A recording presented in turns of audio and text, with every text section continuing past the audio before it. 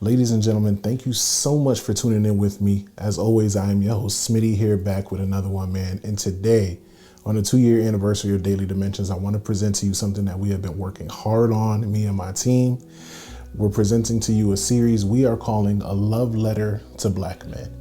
This series is near and dear to me. It's very important to me because through my own experiences and some of the experiences that we're going to get into through this series, we've come to see that a lot of black men, a lot of men of color in general, do not have the space to be themselves, to speak freely, to be open, honest, transparent, and talk about their mental health, the ups, the downs, the highs, the lows, just being sad, being hurt, going through life, because we all know life is difficult, man. So the goal of this series was to create that space, to let people know that you are not alone. You're never the only one who's going through what you're going through. And that if you're just open enough to talk about it, to reach out to someone you care about, to be that thing for someone, to be that person for someone that you wish you had when you were younger, healing can start. And I pray and I hope that as you watch this, that you take the message to heart, that you let it meditate on your spirit, man, and that it pushes you to start your own healing journey if you haven't started one already.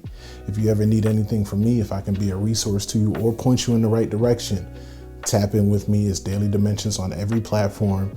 We thank you for tuning in. And without further ado, here is the first installment in our series, A Love Letter to Black Men, featuring Tomar Joseph. Thank you for tapping in, man. All right. Hi, my name is Tomar Joseph. I'm 27 years old. I'm from Norwalk, Connecticut, born and raised, and I come from a 2-parent immigrant household.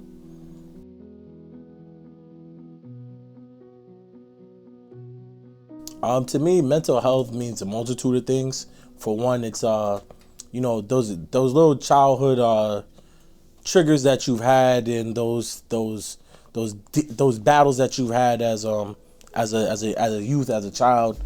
It's combating those things. It's fixing basically, anything that you felt has been wrong in you, or you feel like, for me, it's basically just like writing or rewiring myself from all the, I wouldn't say negative, but I would say things that have kind of like, made me who I am. And in some places they were like triggering to be bad and toxic in ways. So I think that's what mental health is just rewiring myself and putting myself in a better place mentally, physically, and spiritually. Yes, tremendously a lot. Considering that like where my parents are now from versus where they were while I was growing up, it's like two different people that I see now that I'm a full adult versus when I was a child. My mother became a social worker. She finally finished up her schooling once I got into college. So a lot of the things that she learned and what she's instilling in my younger brother now weren't things that I think were really valued. Like as a child, my mom really, I don't think she seen us like going to a therapist, having us talk, and like just really like giving us that space to really just be open. Not till I see now I got a little older and she's become like, if you need a friend to talk to, if you need someone to talk to, you can talk to me, you can be open with me. Whereas before it was just like, it's strict. Like she was a strict woman. She was just trying to keep us safe. Immigrant parent, she didn't know better. And it was like, I'm glad that she went out and she got her schooling. She went and became a social worker because she seen the impact that it had on her children of her being able to be open and just being able for us to speak to it. She sees that impact. And I think, just that in itself, whereas before I didn't see mental health as something that was big. I always thought it was crazy if you went to go speak to a therapist. Like to me, it was like a bad thing to do if you ever had to go sit down with the school therapist. I used to think those kids who had those meetings with the school therapist, like, yo, there's something wrong with that kid. Like, and the whole time it was just that he may just been going through something at home and, you need someone to talk to. So I think what we have to do now, and for myself, is just really being open to talking to people. So I would say like my aspect of it and viewing of it it's changed tremendously a lot, because before I used to be closed off and I wouldn't be open and sharing how I am. And that was me from the ages of like 13 to like 17, 18. I was very closed off. I didn't want to open up about how I felt until I think like I got into college and I realized, like, there are people that care about you deeply, and like there is a community of people that will assist you and help you. So I think that's what's really changed, like, my mindset of what mental health means.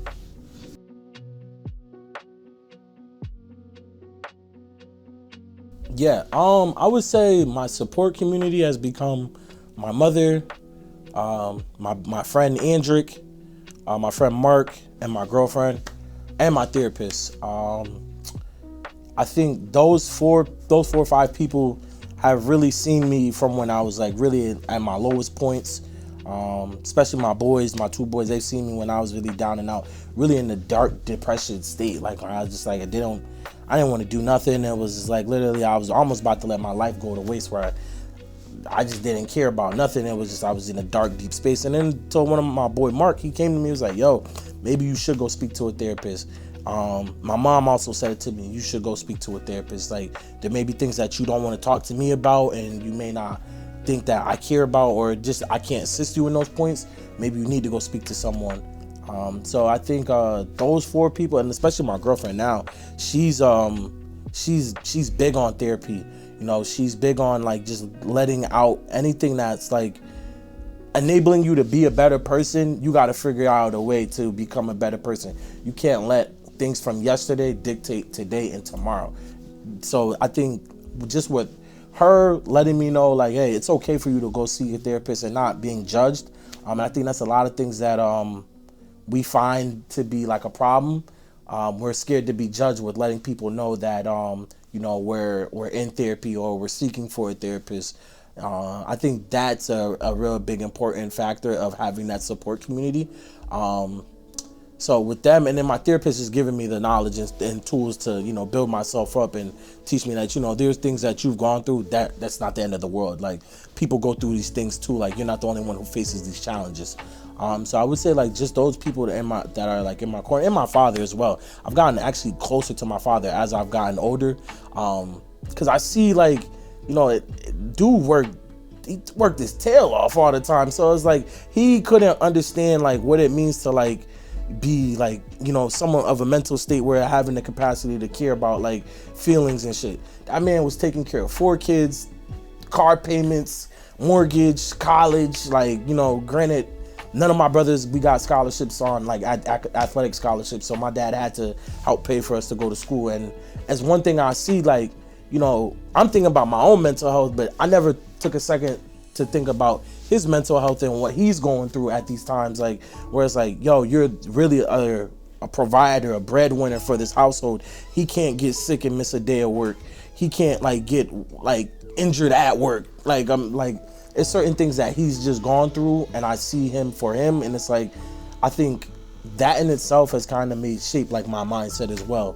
And like who I use as a support system, because I can go to him and like look at him and ask him these questions like, yo, how'd you put it all on you and say that I'm gonna raise like 4 boys, I'm gonna have a family, I'm gonna be a faithful man, I'm gonna be a God-fearing man? Like, how did you, like, to me it seems like that's just crazy in this time and days, like where you're sitting here like you're gonna be a whole provider and like take care of a whole bunch of people, and then like you got to put yourself on the back burner the whole time. So yeah, I would say those like are the 4 people that or 5 people that I would say I look up to and that are like as my support.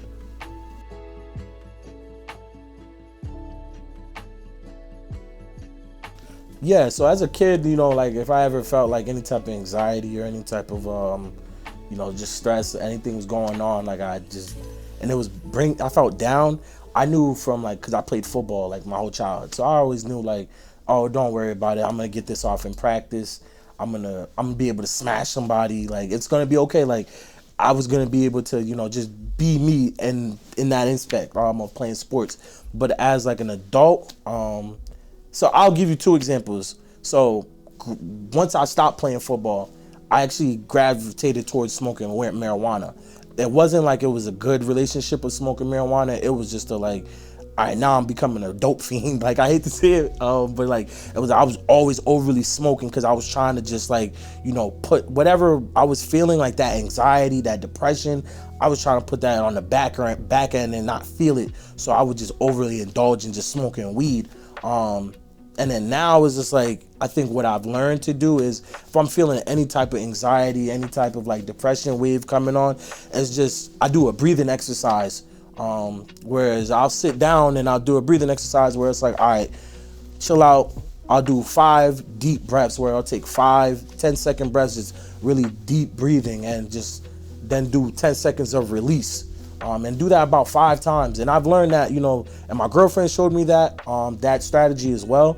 So I think that thing right there in itself has kind of helped me become more, I wouldn't say stable with it, but those are like more coping mechanisms that I can say it could help. If you're ever feeling like any type of anxiety, any type of like deep depression, like if things like aren't, I felt like in one instance, like things aren't just going my way for the day and I'm just like, all right, this is starting to become too much. I think like just sitting back and just like not letting it take its toll and make you feel like, oh, having all that weight on you, making you feel like, oh, life is over.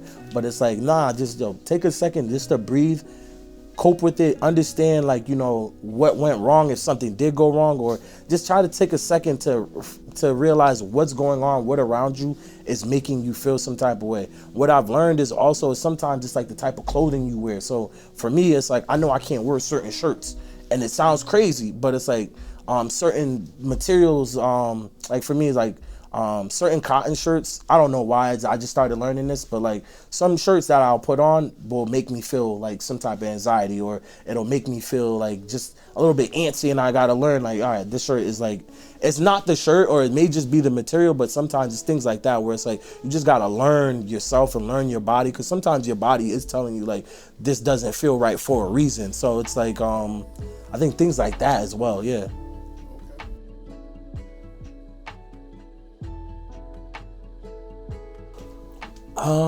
The younger version of me was sitting next to me now, I would tell him,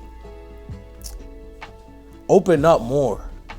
You know, people like the open version of you. Be open with people. Before I was very closed off, closed-minded.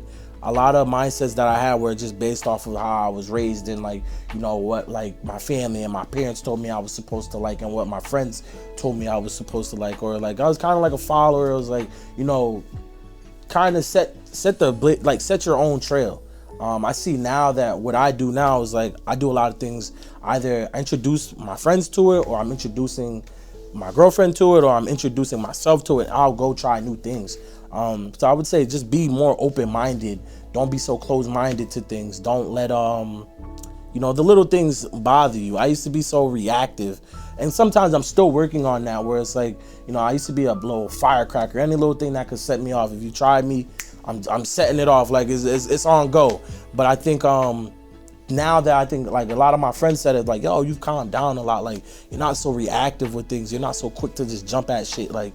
So I would say for myself, yeah, I would like, you know, not be as much as reactive, and just, you know, be open to people and like accept people for who they are. Because I used to have a struggle with that. You know, I always had an expectation of people, and when they wouldn't meet that expectation that I expected of them, I took that to the heart, because I felt like they let me down. But it's not like that. So I think what I've learned to do is really just accept people for, you know, who they are. And, you know, people, they come into your life for a reason. If they're there for a long time, they're there for that reason. And if they're there for a season, that was the reason. It was just there for that season. So it's just accept people for who they are, and love people for who they are, and just love them, not like really worry about what they can do for you in the long run. If they can help you get to the next level or nothing like that. It's really just accepting people for who they are, and accepting them, and having them accept you. And that's why I think my friends have stayed my friends, who they are. And the ones who haven't, it just shows like, you know, the ones that stood by me and the ones I've stood by, it's just been a testament of our friendships and our relationships that I have with them. So yeah, I would say, you know, just continue to open up to people.